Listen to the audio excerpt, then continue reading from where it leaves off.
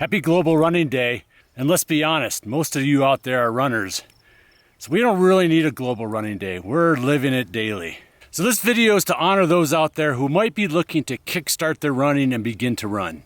But before we get into the 5 best tips on how to start running that's going to help even you, we've got a road trip to go on. Let's go. Good morning. I'm headed to Zion, Utah. It's about a 10-hour drive from Jackson Hole. And I'm headed to the Ragnar Relay Races. It's a 2-day event. First time I've ever been to Ragnar. Excited to kind of check out the scene. I'm giving a campfire talk on Friday night and gonna be there turning people on to Zero Shoes. So I'm gonna take you along the way. It's gonna be a nice little road trip.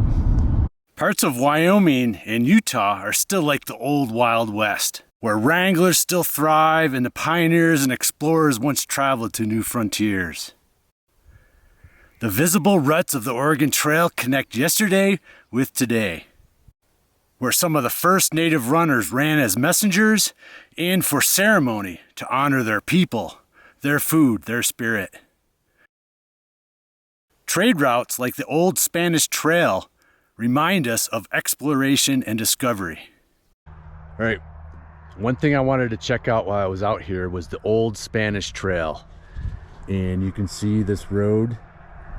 That's part of the original route that went from Santa Fe, New Mexico, all the way to California. It was a big trade route, and part of commemorating the trade route is they put up these little cool little memorial type of art to celebrate the trail.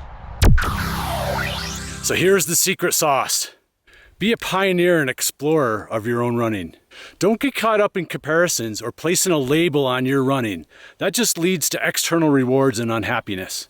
So get out there and explore what running can do for you. Running will never disappoint. It will always reward you. It's our superpower. So to embrace our superpower, when first starting to run, we need to keep running as easy as possible. This may surprise you, but this is really the secret sauce. So in an effort to keep it as easy as possible, the trick is that we want to avoid viewing running as a form of fitness or a way to lose weight. We want to make it as joyful as possible right out of the gate, so it is fun for you, so it is easy and enjoyable. If you're dreading running, you're making it too hard. We want to make it as easy as possible, and this could mean going out running as easy as possible for as long as possible, and then walking, and then starting running again. So all the running you're doing is easy with walking breaks in between. Could be 1 minute easy running, 1 minute walking. The point is, only do the running that is fun and easy for you. Try nose breathing. Run for as long as you can while you're nose breathing. When you can no longer nose breathe, stop and walk, get a little recovery, and then start nose breathing running again. Through time, your easy running will become longer and longer and longer, and your walking will become less and less and less.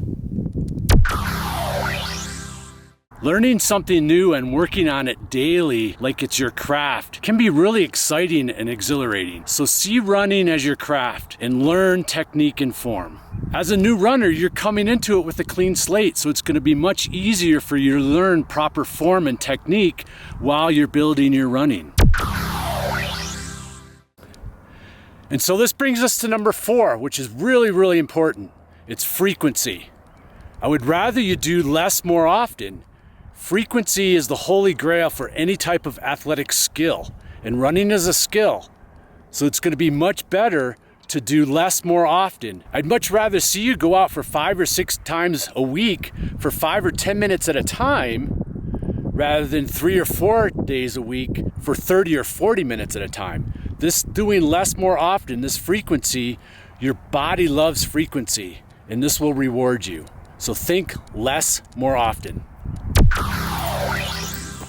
At Ragnar Race, Zero Shoes sponsored a little contest. You had to put a tennis ball behind your knee and keep that leg bent while you balanced on the other foot.